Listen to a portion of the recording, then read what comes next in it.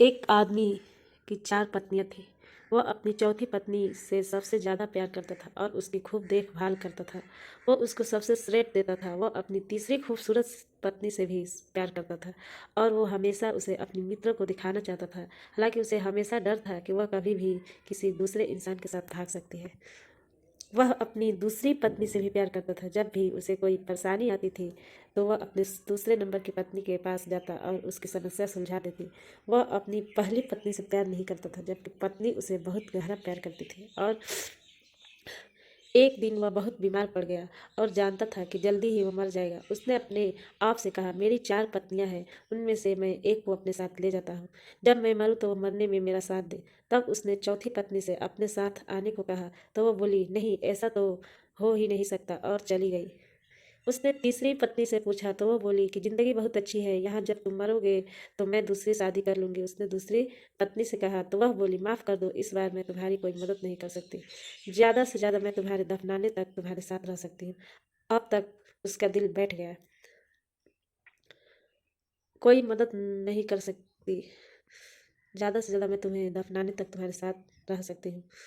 और वह ठंडा पड़ गया। तब एक आवाज़ आई, मैं तुम्हारे साथ चलने को तैयार हूँ, तुम जहाँ जाओगे मैं तुम्हारे साथ चलूँगी। उस आदमी ने जब देखा तो वह उसकी पहली पत्नी थी। वह बहुत बीमार सी हो गई थी। खाने पीने के अभाव में वह आदमी पश्चाताप के आंसू के साथ बोला, मुझे तुम्हारी अच्छी देखभाल करनी चाहिए थी और मैं कर सकता था। दरअसल हम सब की 4 पत्नियां हैं जीवन में।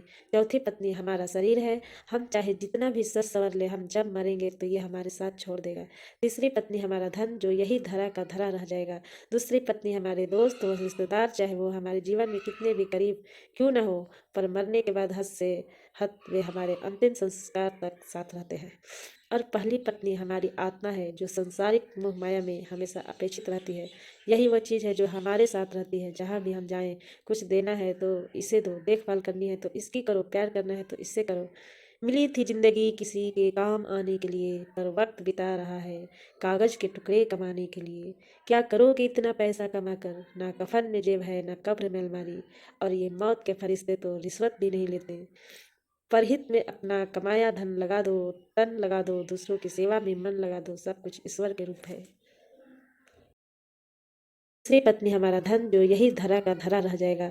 दूसरी पत्नी हमारे दोस्त और रिश्तेदार, चाहे वो हमारे जीवन में कितने भी करीब क्यों न हो, पर मरने के बाद हद से हद वे हमारे अंतिम संस्कार तक साथ रहते हैं।